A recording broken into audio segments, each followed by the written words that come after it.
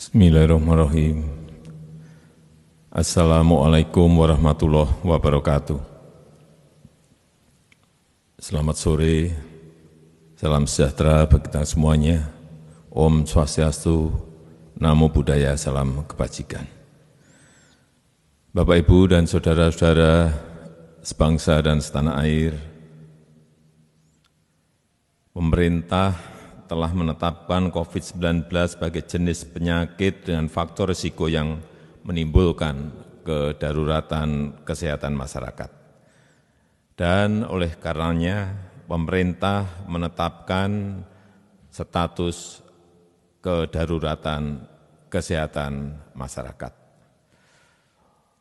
Untuk mengatasi dampak wabah tersebut, saya telah memutuskan dalam rapat kabinet bahwa opsi yang kita pilih adalah pembatasan sosial berskala besar atau PSBB. Sesuai undang-undang, PSBB ini ditetapkan oleh Menteri Kesehatan yang berkoordinasi dengan Kepala Gugus Tugas COVID-19 dan Kepala Daerah. Dasar hukumnya adalah Undang-Undang Nomor 6 Tahun 2018 tentang kekarantinaan kesehatan. Pemerintah juga sudah menerbitkan peraturan pemerintah PP tentang pembatasan sosial berskala besar dan Kepres penetapan kedaruratan kesehatan masyarakat untuk melaksanakan amanat undang-undang tersebut. Dengan terbitnya PP ini semuanya jelas. Para kepala daerah saya minta tidak membuat kebijakan sendiri-sendiri yang tidak terkoordinasi. Semua kebijakan di daerah harus sesuai dengan peraturan, berada dalam koridor undang-undang dan PP serta Kepres tersebut.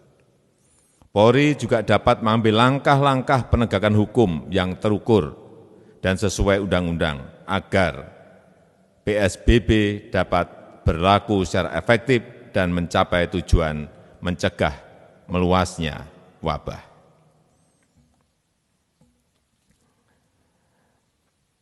Bapak, Ibu, dan saudara-saudara sekalian yang saya hormati, kita harus belajar dari pengalaman dari negara lain, tetapi kita tidak bisa menirunya begitu saja, sebab semua negara memiliki ciri khas masing-masing, mempunyai ciri khas masing-masing, baik itu luas wilayah, jumlah penduduk, kedisiplinan, kondisi geografis, karakter dan budaya, perekonomian masyarakatnya, kemampuan fiskalnya, dan lain-lain.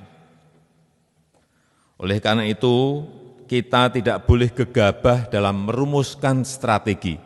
Semuanya harus dihitung, semuanya harus dikalkulasi dengan cermat.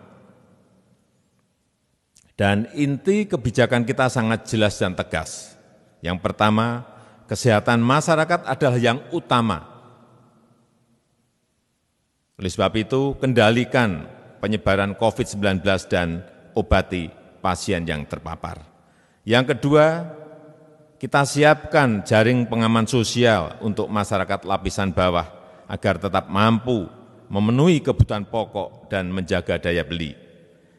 Ketiga, menjaga dunia usaha, utamanya usaha mikro, usaha kecil, usaha menengah, agar tetap beroperasi dan mampu menjaga penyerapan tenaga kerjanya.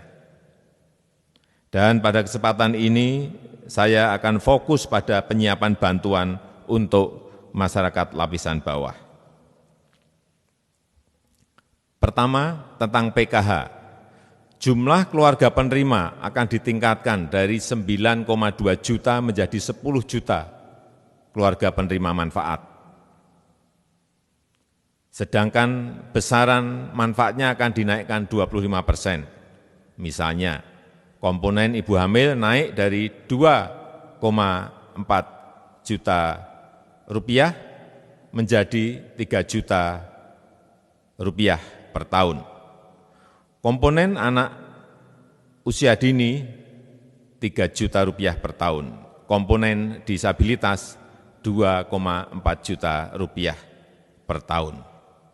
Dan kebijakan ini efektif mulai April 2020. Kedua, kartu sembako.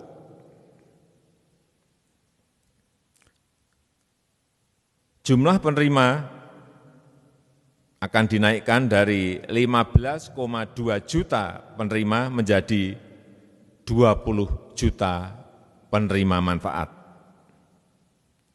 Dan nilainya naik 30% dari Rp150.000 menjadi Rp200.000 dan akan diberikan selama 9 bulan. Yang ketiga, tentang kartu prakerja.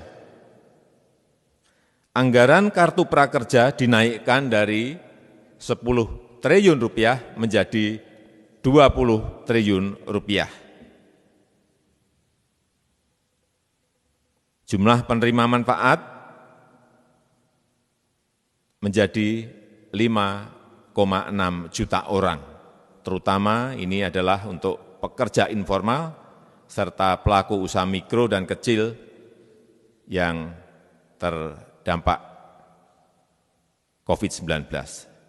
Dan nilai manfaatnya adalah Rp650.000 sampai Rp1 juta per bulan selama 4 bulan ke depan. Yang keempat, tentang tarif listrik.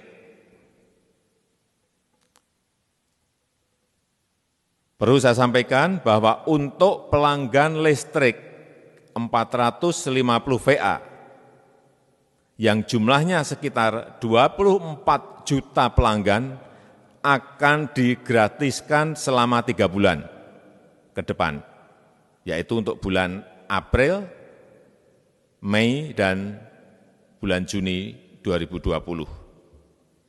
Sedangkan untuk pelanggan 900 VA yang jumlahnya sekitar 7 juta pelanggan akan didiskon 50%. Artinya hanya membayar separuh saja untuk bulan April, Mei, dan bulan Juni 2020. Yang kelima, perihal antisipasi kebutuhan pokok. Pemerintah mencadangkan 25 triliun untuk pemenuhan kebutuhan pokok serta operasi pasar dan logistik. Keenam, perihal keringanan pembayaran kredit. Bagi para pekerja informal, baik itu ojek online, supir taksi, dan pelaku UMKM, nelayan,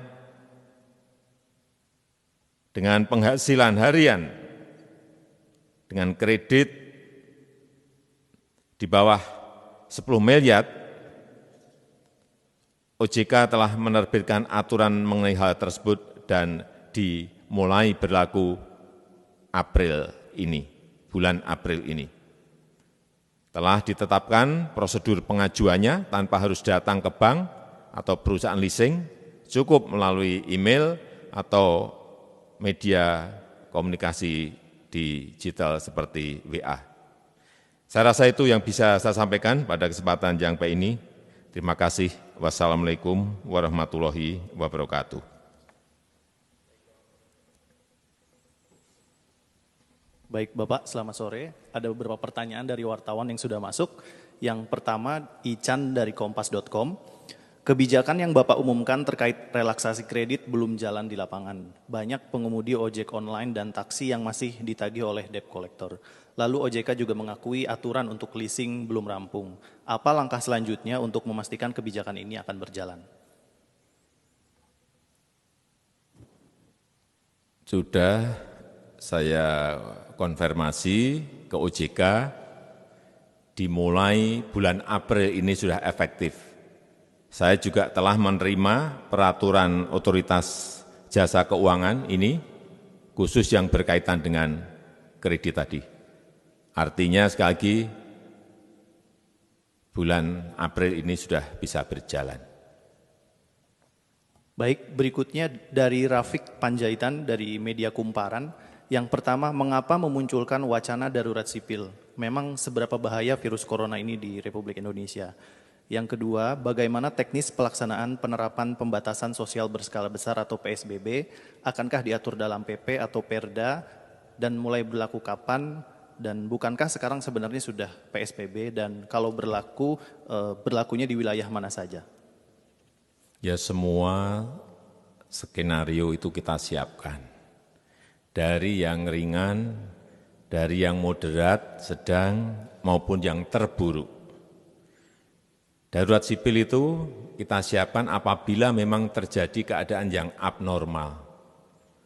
Sehingga perangkat itu juga harus disiapkan dan kita sampaikan. Tetapi kalau keadaannya seperti sekarang ini ya tentu saja tidak. Kemudian mengenai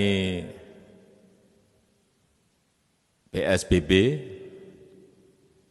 baru saja saya tanda tangani PP-nya dan Kepresnya yang berkaitan dengan itu, dan kita harapkan